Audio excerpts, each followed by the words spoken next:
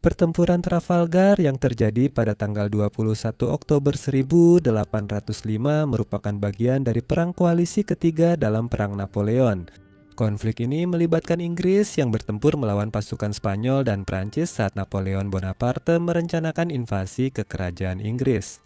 Kemenangan yang diraih oleh pihak Inggris membantu menegaskan negara tersebut sebagai kekuatan dominan yang patut diperhitungkan dan berkontribusi pada kejatuhan Napoleon pada akhirnya.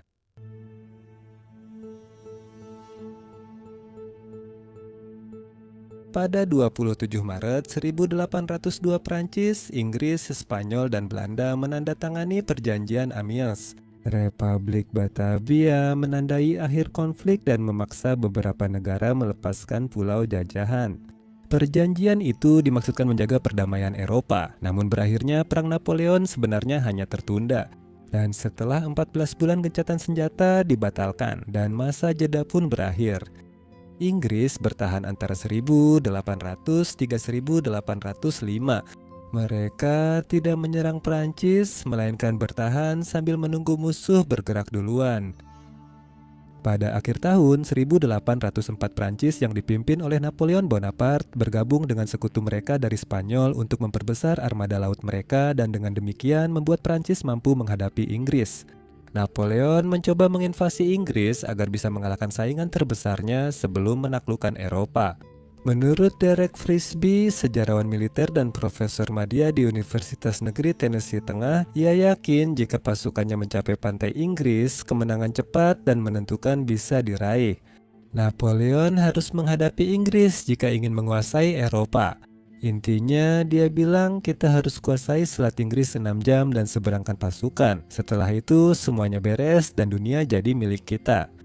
Akhir kutipan. Namun melawan Angkatan Laut Kerajaan Inggris tidaklah mudah.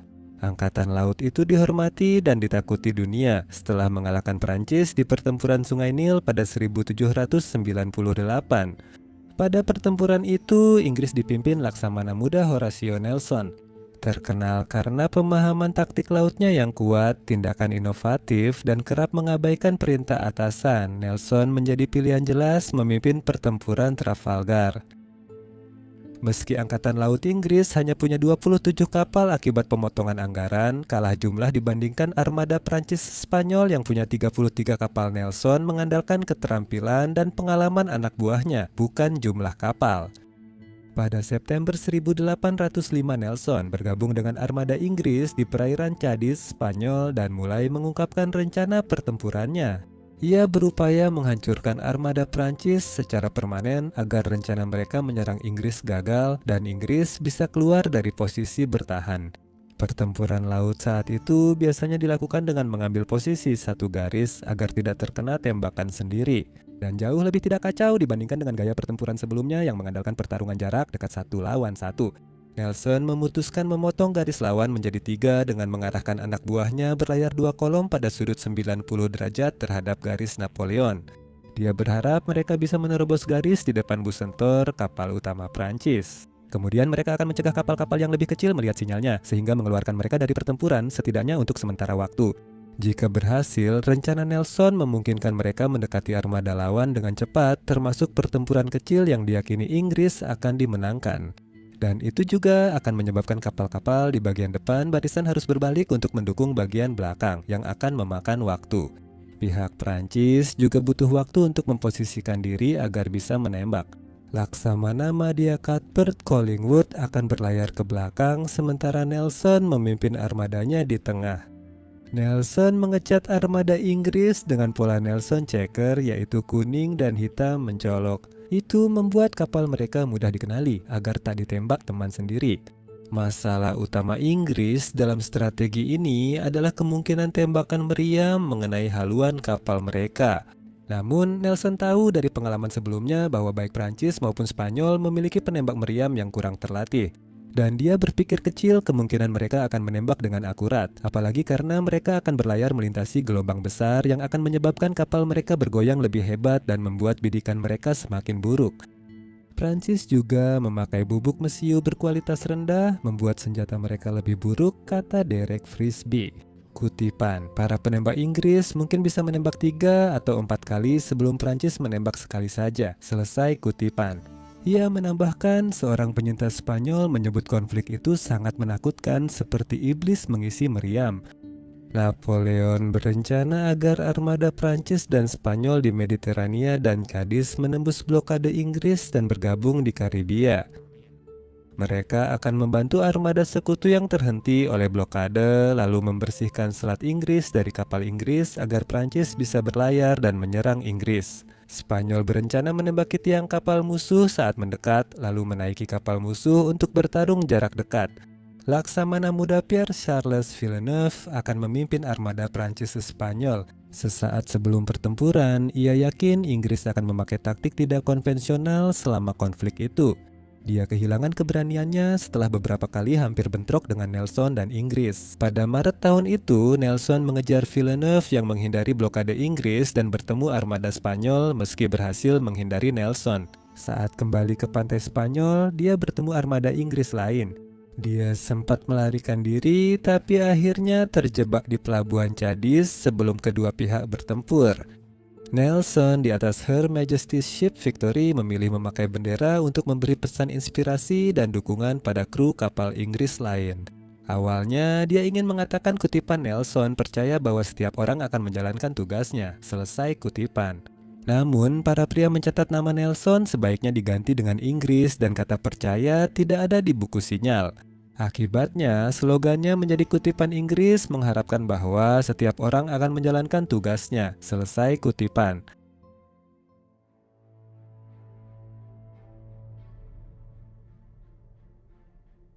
Pada pukul 6 pagi 21 Oktober kedua, armada saling melihat dan Nelson memerintahkan pasukannya bersiap bertempur. Orang-orang Prancis berlayar dalam formasi garis tepat di lepas pantai Tanjung Trafalgar, sebuah tanjung di Spanyol. Meskipun begitu, beberapa jam kemudian, tepat tengah hari, Villeneuve memerintahkan pasukannya menyerang musuh. Kapal Prancis Fouguer menembak Royal Sovereign, kapal utama Laksamana Muda Collingwood. Armada Prancis dan Spanyol terdiri dari 30.000 orang dan lebih dari 2.500 meriam, sedangkan armada Inggris hanya memiliki 17.000 orang dan 2.148 meriam. Meskipun dalam posisi yang kurang menguntungkan, Nelson tetap tenang. Dia berada di salah satu dari dua kolom paralel. Namun, terjadi kebingungan di awal pertempuran karena armada lawan tidak berlayar dalam satu barisan rapat, melainkan tersebar tidak merata dalam kelompok-kelompok yang tidak sama besar. Dan untuk memperburuk keadaan, tidak jelas kapal mana yang merupakan kapal utama Prancis. Saat kedua pihak semakin mendekat, seorang pelaut Inggris kemudian mengenang. Kutipan, saat persiapan penting ini, manusia punya banyak waktu untuk merenung.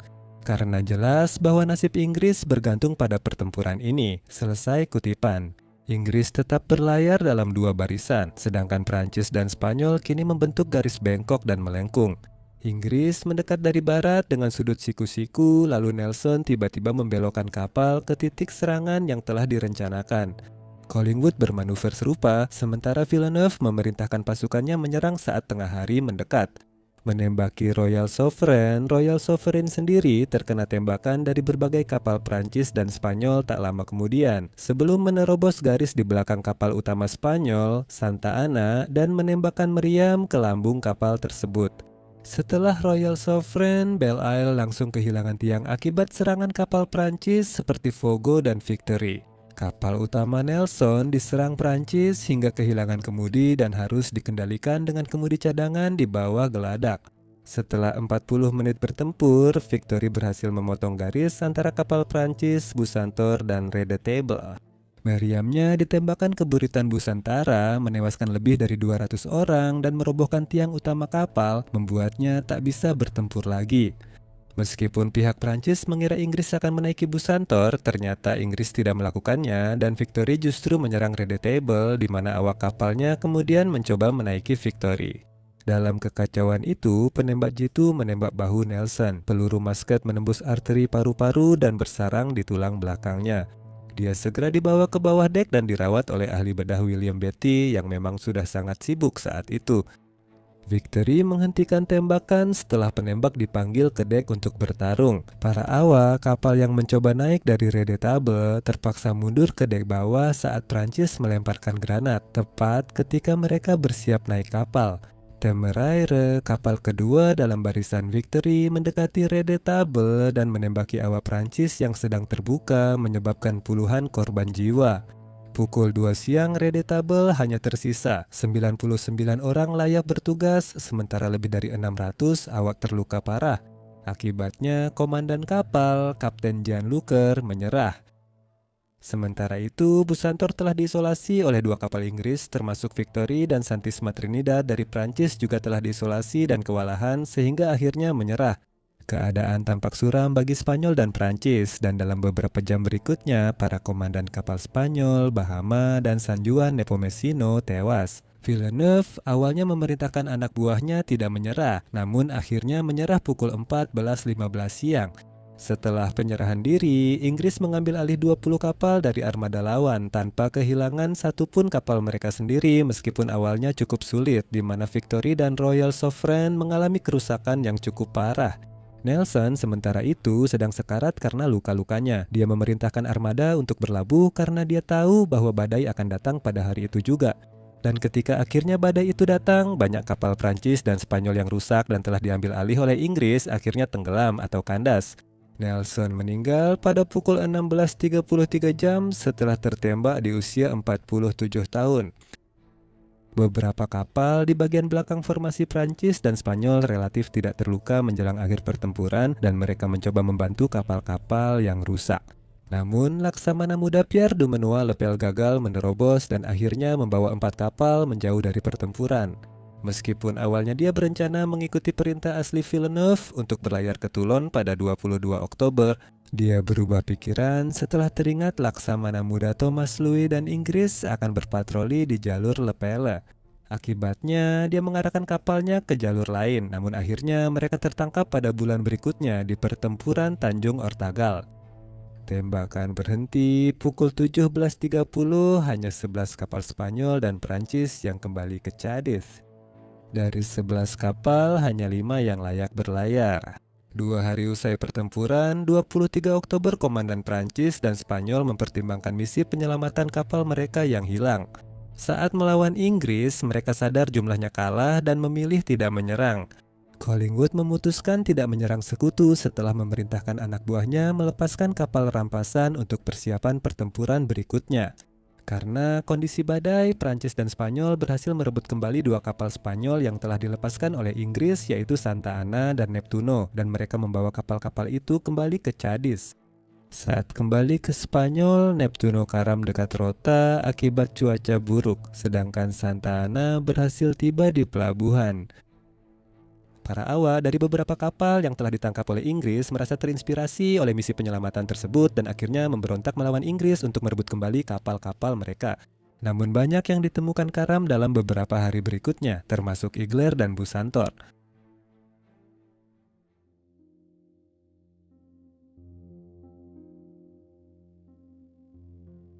Dalam pertempuran Trafalgar, Inggris kehilangan 449 orang dan 1.217 terluka. Sebagai perbandingan, kerugian Prancis dan Spanyol jauh lebih parah.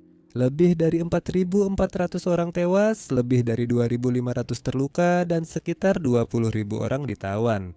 Pada 27 Oktober, Collingwood bernegosiasi dengan Gubernur Cadiz untuk membebaskan tentara Spanyol yang terluka dengan imbalan pembebasan tawanan Inggris. Prancis kemudian bergabung dalam kesepakatan tukar tawanan. Laksamana Madia Villeneuve ditangkap setelah menyerah, lalu dikirim ke Inggris sebelum akhirnya dibebaskan dan kembali ke Prancis. Villeneuve berupaya kembali ke militer, namun permintaannya diabaikan tanpa tanggapan. Villeneuve ditemukan tewas di kamar hotelnya di Rennes pada 22 April 1806. Villeneuve mengalami 5 luka tusukan di paru-paru kiri dan 1 di jantung, serta dikabarkan meninggalkan surat bunuh diri untuk istrinya. Meskipun dianggap bunuh diri, banyak sejarawan memperdebatkan kematiannya selama berabad-abad, terutama karena pers Inggris kala itu menduga ia dibunuh Napoleon akibat kekalahannya di pertempuran Trafalgar. Saat armada Inggris pulang, mereka membawa jenazah Nelson dan Collingwood menulis tentang kematian temannya. Kutipan, kematian Laksamana Muda Lord Viscount Nelson, Duke of Bronte, panglima tertinggi yang gugur pada 21 dalam kemenangan dan kejayaan. Kenangannya akan selalu diingat Angkatan Laut dan bangsa Inggris, semangatnya untuk kehormatan raja dan negaranya jadi contoh cemerlang bagi pelaut Inggris. Nelson masih dikenang hingga kini sebagai tokoh paling dihormati, terkemuka, dan heroik dalam sejarah Inggris. Beberapa monumen telah didirikan untuk mengenangnya, termasuk Kolom Nelson yang terkenal di Trafalgar Square, London, dan Monumen Nelson di Carlton Hill, Edinburgh. Kekalahan Prancis di Trafalgar menggagalkan rencana dan impian Napoleon menginvasi Inggris, catat sejarawan Derek Frisby. Kutipan, jika tidak menguasai laut, Inggris akan selalu menjadi duri bagimu. Meski menaklukkan seluruh Eropa tanpa kemampuan logistik laut untuk memindahkan persediaan, posisimu tetap kurang menguntungkan. Akhir kutipan. Setelah Napoleon kalah pada 1815, Inggris tetap menjadi kekuatan laut hingga ditantang Jerman pada Perang Dunia I dan II. Meskipun pada tahun 1806 dan 1807 mereka mengalami kekalahan besar di tangan Spanyol setelah mencoba mengambil alih koloni Spanyol di wilayah yang sekarang menjadi Argentina dan Uruguay. Pertempuran Trafalgar memang tak berdampak besar pada Perang Napoleon hingga 1815, namun pertempuran laut legendaris ini menunjukkan kehebatan Angkatan Laut Inggris dan membuktikan dominasi Britania di lautan.